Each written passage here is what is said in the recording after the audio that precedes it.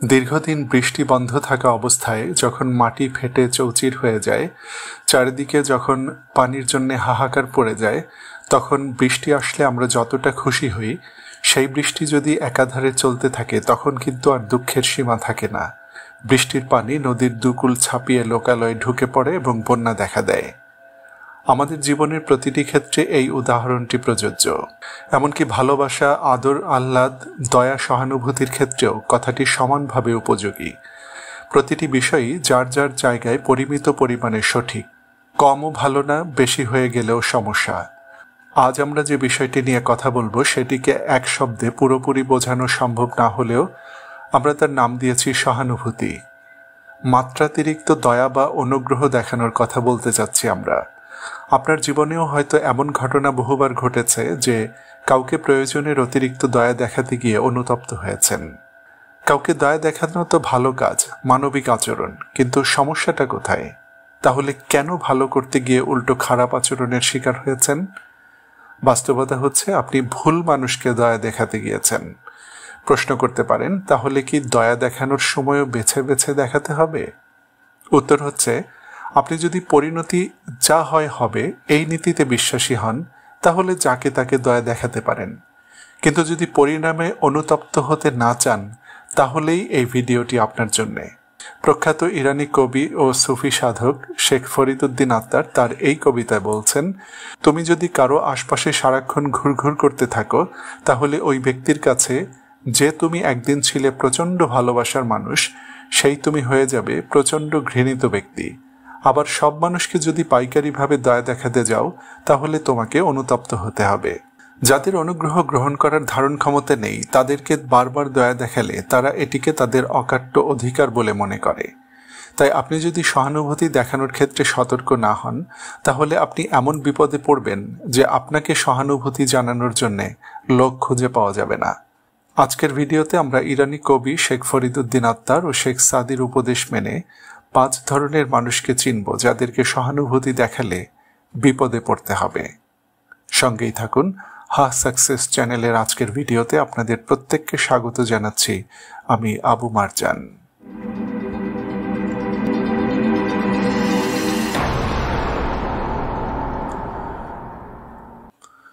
প্রথম শ্রেণীর মানুষ, যারা তাদের কৃতকর্মের দায় গ্রহণ করতে রাজি নয়। এরা হচ্ছে সেই সব মানুষ যারা বিপদে পড়লেই সেই বিপদ কাটিয়ে ওঠার জন্য নিজে চেষ্টা না করে দৌড়ে আপনার কাছে চলে আসে এবং আপনাকে তার সমস্যায় জড়িয়ে ফেলে। আর আপনি যদি বিপদগ্রস্ত ব্যক্তিকে সাহায্য করার জন্য আগে থেকেই উদ্গ্রীব থাকেন, তাহলে তো আর কথাই নেই।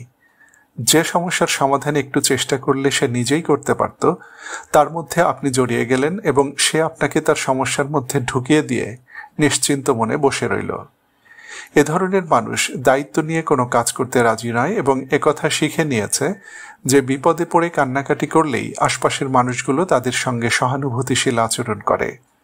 আপনি হয়তো ভাববেন লোকটি বিপদে পড়েছে, কিন্তু এই বিপদগ্রস্ত ও নিপীড়িত ভাব তুলে ধরে সে যে আপনার নিয়ন্ত্রণ তার নিজের হাতে নিয়ে নিয়েছে, সেটি কি লক্ষ্য করেছেন? এটি উল্টো আপনার উপর তার প্রভাব ও ক্ষমতা প্রয়োগ করার হাতিয়ারে পরিণত হয়েছে। কাজেই কেউ যদি সামান্য অজুহাতে বারবার একই পদ্ধতিতে আপনার সহানুভূতি আদায়ের চেষ্টা করে, তাকে এড়িয়ে চলুন। কিন্তু লক্ষ্য রাখুন, যে ব্যক্তি পারতপক্ষে নিজের বিপদের কথা কাউকে বলে না, বরং নিজেই নিজের বিপদ কাটিয়ে ওঠার যথাসাধ্য চেষ্টা করে, সে যদি কখনো আপনার সাহায্য চায়, তখন তাকে ফিরিয়ে দেবেন না। দ্বিতীয় শ্রেণীর মানুষ, যারা আপনার সহানুভূতিশীল আচরণের জন্য আপনাকে ব্ল্যাকমেইল করে। আপনি যে কোনো দয়াপ্রার্থীর সাহায্যে এগিয়ে যান, এমন ধারণা যদি আপনার বন্ধুবান্ধব ও পরিচিতদের মধ্যে বদ্ধমূল হয়ে যায়, তখন তারা তাদের সকল সমস্যা সমাধানের ভার আপনার উপর চাপিয়ে দেবে। আপনি যদি কোনো কারণে কখনো তাদের সাহায্য করতে না পারেন, তখন তারা আপনার সঙ্গে খারাপ ব্যবহার করবে অথবা অন্তত আপনার মধ্যে অপরাধ বোধ সৃষ্টি করে দেবে। মনে রাখতে হবে, অন্য কেউ আপনার সঙ্গে ততটুকু খারাপ ব্যবহার করতে পারে যতটুকু করার অনুমতি আপনি আগে থেকেই দিয়ে রেখেছেন। আপনি যদি নিজেই নিজেকে ব্ল্যাকমেইল করার অনুমতি দিয়ে রাখেন, তখন আপনি অন্য কাউকে দোষ দিতে পারেন না। শেখ ফরিদুদ্দিন আত্তার এই কবিতায় বলছেন, কাউকে তোমার গোপন কথা বলার আগে 100 বার পরীক্ষা করে নাও, সেই সঙ্গে নির্বোধ ও মূর্খ মানুষকে বেশি লাই দিও না, তাহলে সে এটিকে তার অধিকার মনে করতে থাকবে। তবে আমরা এখানে তাদের কথা বলছি যারা আপনার দয়া পরবশতার কথা জেনে যাওয়ার পর অনর্থক আপনার কাছে এসে ধর্ণা দেয় এবং আপনাকে ব্ল্যাকমেইল করে। এভাবে একসময় দেখবেন আপনার চারপাশে কোনো বন্ধু নেই, আছে শুধু তারা যারা তাদের সমস্যা সমাধান করে দেওয়ার জন্য আপনার কাছে এসেছে। আপনি দেখবেন শুধুমাত্র আপনাকে ভালোবাসার কারণে বা আপনার প্রতি আন্তরিকতার কারণে আপনার কাছে আসতে পারে এমন কোনো মানুষ আর আপনার চারপাশে নেই। এখানে আরও একটি ঘটনা ঘটে। আপনার চারপাশে ঘুরঘুর করা মানুষগুলোর মধ্যে আপনার সম্পর্কে ভুল ধারণা তৈরি হয়। তারা ভাবে আপনি না চাইতেই তাদের প্রতি এত সহানুভূতি কেন দেখাচ্ছেন। নিশ্চয়ই আপনার কোনো দুর্বলতা বা দোষ আছে যেটিকে আপনি ঢেকে রাখতে চান। তৃতীয় শ্রেণীর মানুষ, যারা সুখের দিনে নয় বরং বিপদে পড়লেই কেবল আপনার কাছে আসে। শেখ সাদি তার এই কবিতায় বলছেন, সেই বন্ধু থেকে বেঁচে থাকো যে শুধু সুখের দিনে তোমার কাছে এসে বন্ধুত্ব ও ভ্রাতৃত্বের বাণী শোনায়। বন্ধুত্ব করো তার সঙ্গে যাকে তোমার দুঃখের দিনে কাছে পাওয়া যায়। কবি কৃষ্ণচন্দ্র মজুমদার যেমনটি বলেছেন, সুসময়ে অনেকেই বন্ধু বটে হয়, অসময়ে হায় হায় কেহ কারো নয়।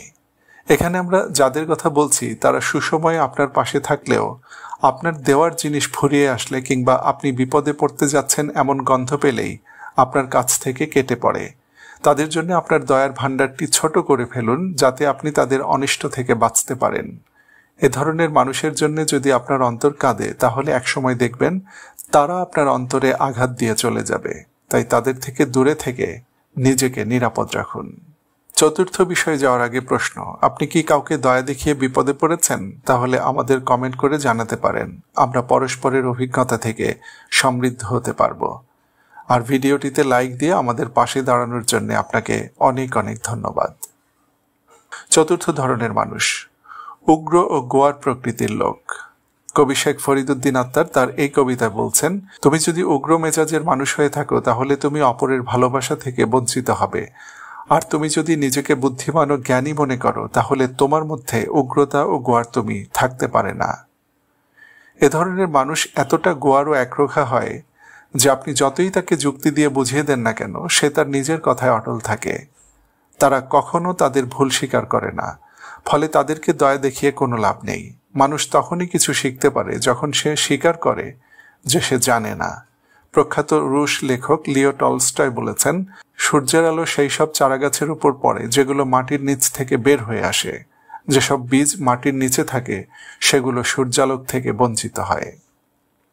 পঞ্চম ধরনের মানুষ, নিজের সন্তান।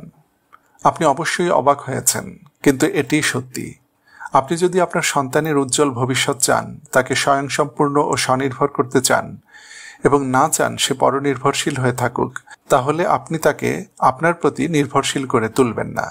তাকে দুনিয়ার হালচাল বুঝতে দিন। সন্তানকে আদর করুন, ভালোবাসুন, কিন্তু অতিরিক্ত দয়া দেখাতে যাবেন না। বোঝার সুবিধার জন্য একটি বহুল প্রচলিত উদাহরণ দিচ্ছি। একদিন এক ব্যক্তি একটি কোকুন বা প্রজাপতির গুটি দেখতে পেলেন। কোকুনের মধ্যে একটি ছোট্ট ছিদ্র তৈরি হয়েছে এবং তিনি বুঝতে পারলেন যে ভেতর থেকে একটি প্রজাপতি বের হওয়ার চেষ্টা করছে। তিনি অনেকক্ষণ ধরে বাচ্চা প্রজাপতিটির সংগ্রাম দেখতে লাগলেন। প্রজাপতিটি গুটি থেকে বের হওয়ার জন্য ভীষণ চেষ্টা করছিল। সে ঘন্টার পর ঘন্টা ধরে লড়ছিল, কিন্তু ছিদ্রটি এত ছোট ছিল যে সে কিছুতেই পুরো শরীর বের করতে পারছিল না। ব্যক্তিটির মনে দয়া হলো। তিনি ভাবলেন, প্রজাপতিটা এত কষ্ট করছে, আমি ওকে একটু সাহায্য করি। তাই তিনি একটি ছোট কাঁচি নিলেন এবং কোকুনের ছিদ্রটি সাবধানে বড় করে দিলেন। প্রজাপতিটি এবার সহজেই বের হয়ে এলো, কিন্তু সে যখন বের হলো তখন তার শরীরটা ফোলা এবং ডানাগুলো কুঁচকানো ছিল। ওই ব্যক্তি আশা করেছিলেন যে প্রজাপতিটি কয়েক মিনিটের মধ্যে তার ডানা মেলে উঠতে শুরু করবে, কিন্তু তা হলো না। প্রজাপতিটি তার ফোলা শরীর এবং কুঁচকানো ডানা নিয়ে বাকি জীবনটা কাটিয়ে দিল। সে আর কখনোই উঠতে পারেনি।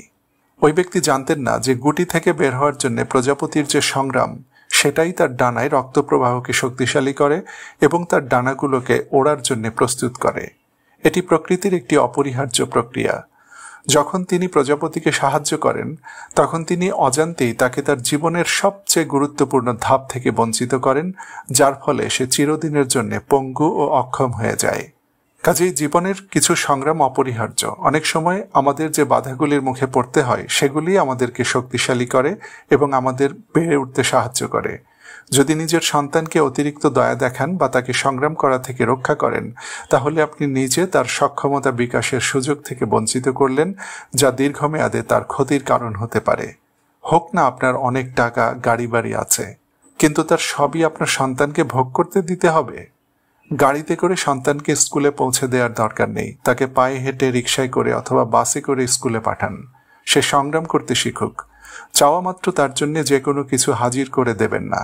না পাওয়ার বেদনা তাকে বুঝতে দিন। ভাবতে পারেন আমার টাকা আছে, আমি আমার সন্তানের জন্য খরচ করব, আপনার কি? ওকে, ঠিক আছে, তাহলে একবার অন্তত আপনার সন্তান কিছু চাইলে তাকে না দিয়ে দেখুন প্রতিক্রিয়া কি হয়। সে কি আর আগের মতো আপনাকে ভালোবাসে? যদি না বাসে, যদি গোস্বা করে, তাহলে বুঝবেন আপনার সন্তান আপনাকে নয়, ধীরে ধীরে সেও আপনার টাকাকে ভালোবাসতে শুরু করেছে।